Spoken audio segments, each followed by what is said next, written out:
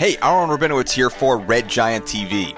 In this tutorial, I'm going to work with some stereoscopic tools in After Effects to create some 3D with Trapcode form and particular. And this will work with any of the 3D supported products that Red Giant has, like Trapcode Lux or 3D Stroke, or even Plane Space and more. What makes these tools 3D is that they react to the After Effects 3D camera. So if the camera moves, then there's a shift in perspective. And that's really important for creating stereoscopic 3D. Anyway, I recently created a free preset for Red Giant people, and this is it. And I thought that it would be cool to attempt some stereoscopics with it. And while I'm by no means an expert, hey, I figured it's worth talking about. I've modified the project a lot, obviously, only proving, of course, that presets are a great starting point, but that you should always sort of take it beyond that.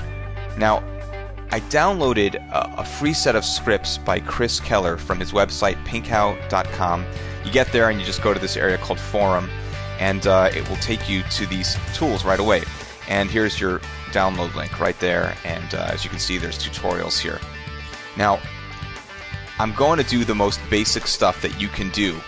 And if you want to go deeper, definitely get a hold of the free tools and watch these tutorials, because there is a lot more to stereoscopics than I'm covering by far. I mean, his tutorials, he's got hours of them on these tools. And if you watch these, you will definitely become very knowledgeable and be able to apply that stuff to your work. Anyway, I'm going to do stuff that's a lot more basic, that'll give you a really basic foundation for using Trapcode stuff and working with layers in After Effects and creating stereoscopics. But if you want to take it beyond that, check out this site, check out these tutorials. Let's get started. So here I am in After Effects, and I've got my 3D composition. And what we're doing here is, we've got Trapcode form that's being used to generate the planets and the rings around this other planet, as well as the comet that you'll see here. And then it's followed up with some particles that I'm using from Trapcode Particular. I'm actually driving the animation of the comet and the particles through a null object in 3D space. I think I'll make this project available on Red Giant people so that you can also take a look at it and break it apart and see how it was done. In any case, this is one perspective, but you do need two for stereoscopic 3D.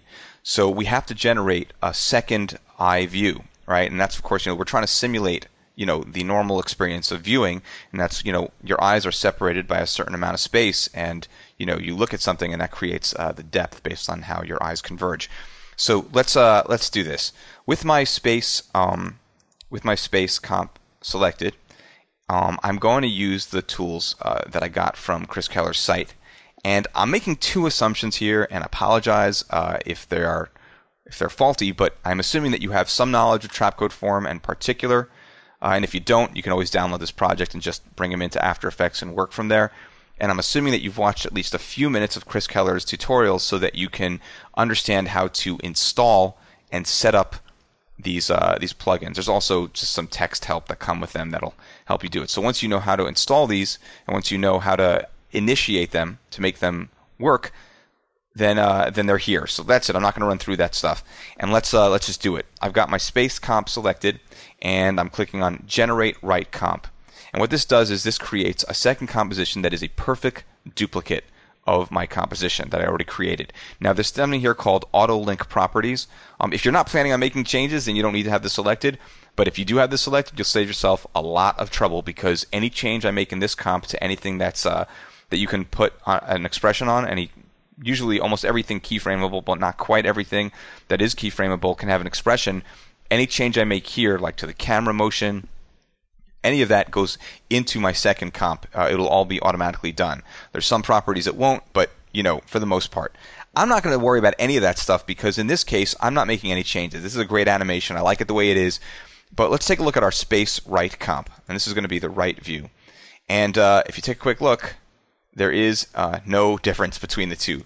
That's because we have to make a change, and that is come right here. I'll select my stereo controls on this null object that's right here. Go into my effects settings, and I'll just set the slider to 10, which will move it over 10 pixels. Of course, you're not actually seeing that here, because we have to go into our space right comp, and you can see now that there is actually a shift in perspective. And I've gone with a very low number, and it's not a number I recommend, at least for a project that should have a lot of depth in it, like this one. But I want to use it to illustrate some points, and then we'll come back and we'll fix it. So here I am. I'm looking at space and space right, and you can see there is a shift in perspective. The next thing we need to do is to combine these two views into a 3D stereoscopic, composition. So I'm going to select both my space and my space right, and I'm going to go into my stereo viewer tools. Again, these are scripts that you would already know how to use, but at least to launch. And then from here, I'm going to click on Generate Stereo Comps. And once that's done, we take a look and we've got a new folder called Stereo Viewer. And the only thing that you want to touch in here is the one called Stereo Viewer. Everything else are pre-comps that you don't want to get into. And I'll double click on this and it'll open. And here we go. We've got now something that's Anaglyph, the red and the blue separation. So you'd be using your Anaglyph 3D glasses, stereoscopic, these tools. I've got one in front of me. And I'm putting them on, and I can see that there is definitely some 3D-edness going on here. And what I want to do is I want to just change a few things so that we can make a few, we can learn a few things here. Something to keep in mind is if you put these glasses on and you take a look, you're going to see that virtually everything right now is popping out of the screen. And that's because of a setting on our convergence point. Now, mind you, everything looks like flat layers that are all popping out of the screen on almost no difference in terms of 3D space. They're just like a few inches or a few centimeters off the monitor. So let's take a look at some of these controls here, and we'll kind of go from here. We've got something here called convergence. Convergence is the point at which the red and the blue are going to converge and make something an object of focus. Now, I don't mean focus like having focus blur and that kind of thing, but it's basically where the red and the blue will come together, and what that will do is create an object that is sitting exactly on the space where your monitor is.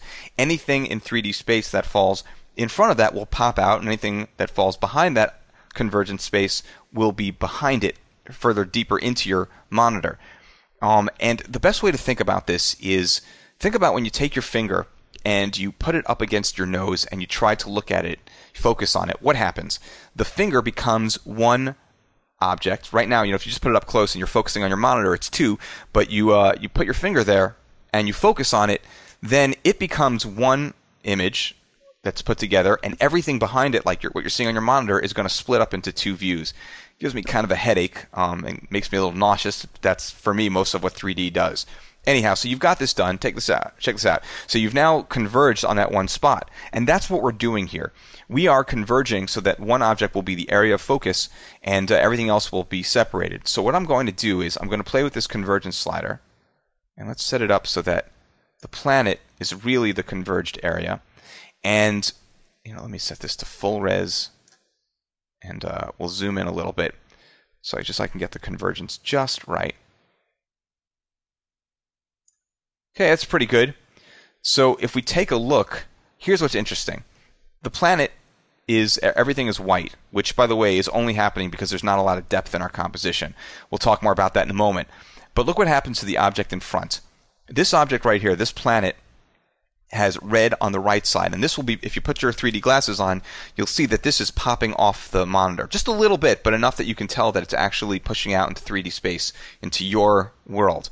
Whereas this object right here in the back, right, let's go back here. This one right here, the red is on the left side. So we've got red on the right side for objects that are forward of the convergent space, and they're on the left side for things that are behind the convergent space. It's really interesting. And that's how this system works. Anything that's being pushed forward will have red and blue on one side and red and blue on the other for things behind it. And that's how it kind of distorts your vision and creates this 3D effect. I mean, I don't really understand the science behind it, but breaking it down, you can see that this is the mechanism that is needed to make this happen. Okay, so now you've got that done. And if you put your 3D glasses on, you're going to see that there's really not much depth to this, not a lot of depth at all. And I'm going to converge, so this planet here is now is going to be the area of convergence. And watch what happens. the planet here now is now sitting on your monitor, and everything else is behind it. We can also go all the way back there. Let's do it with, why don't we do it with the stars, right? And again, this is only going to work because there's not a lot of depth. My stars are actually pushed out at a lot of distance in 3D space, but this is, you can see a couple of places where they don't meet. But you put this on, and now your stars are the flat part of the monitor, and everything else is pushing out a little bit into 3D space. Maybe it's an inch, maybe it's a centimeter, by your perspective. But you can see that these things are pushing out into 3D space. Okay, so now let's do some real work here, because frankly, this is not going to sell me on the 3D stereoscopic wonderment that everyone in the industry is trying to push. Let's jump back into our space comp, but before we do that, let's lock the view. That means that no matter what comp I jump to, it's going to stay visual in this comp. So I'm jumping back to my comp here, and you can see that, again, we're still seeing the 3D scopics from the stereo viewer, but we're actually in my original space comp. With my stereo control selected, I'm going to crank this number up to 60, and we'll see how much separation we get. Now that is a lot more separation than we've had. So let's jump back into the stereo viewer comp, and let's pick a convergence point. I'm going to run to the end right here, and what I want to do is I want to have, when we get to the end of this animation, I want to have the planet, the edge of the planet, the outer part of the planet being the flat point on my monitor, but everything else pushing out or behind. So the planets will be behind it, the rings will be pushing out a little bit. So let's do that. Just going to have to kind of eyeball it a little bit. Looks pretty good. So as you can see, the outer edges are white, but because we've added a lot of depth to this comp by separating out the cameras a bunch, and that number I'm using may be ridiculously high, but it's going to, it works for what we're doing here. What we've got going on here is we've got, you can see there's red and blue separation so that the planet's shape will curve out towards us. And if we throw our 3D glasses on, we can really see that. The rings are popping out a bit too. And the planets that are in the background are, again, they're pushing back, and the stars are much further behind them. Let me actually go full screen here, so as close to it as I can. And now take a look at this a little better. It's looking pretty good, nice in 3D. And you might want to even go further on the depth, but for the purposes of this demonstration, this is certainly working. Okay, and now with a RAM preview, we can see that we've got some nice 3D going on here, and we resolve with the planet being at the center point of our universe, and other objects moving forward or behind it. Now, one thing you're going to notice though is there's a problem on the edge here. See, as the planet kind of goes off the side, stuff that's on the different sides get cut off depending on where they are. And that's because, we separated the view a little bit, and then we sort of, we recombined them back, but we had to move them over to do that. And so we've cut off part of what we're supposed to be seeing here. Well, there's a fix for that. The tools come with a scale slider, and we can just scale this up. Here, let me just bring it down so we can see. We just scale this up just until we, until we cover up the problem there. And then you can do another RAM preview, and you'll see that everything is working as it should. And yeah, it's looking great. I mean, nothing's cut off on the sides anymore. We've got some nice 3D perspective, some stuff moving out into 3D space. It's looking pretty good. So hopefully this has helped you to get started. I can't take any credit for the information that I've imparted. I basically watched a lot of tutorials on the subject of stereoscopic workflow, and then I tried to adapt it to working with the Trapcode products in particular here. But again, I just gleaned this information from watching tutorials by Keller, and also from checking out some interesting articles on 3D stereoscopics.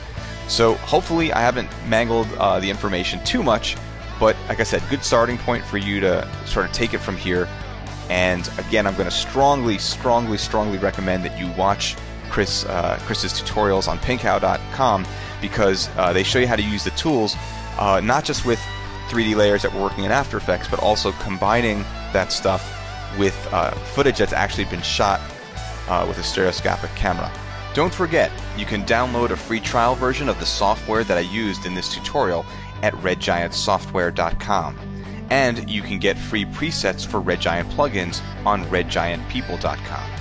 And to keep up with the latest news about new products, tutorials, tips, and deals, don't forget to follow us on Twitter, Facebook, or on our blog. Once again, I'm Aharon Rabinowitz for RedGiantTV.com. See you next time.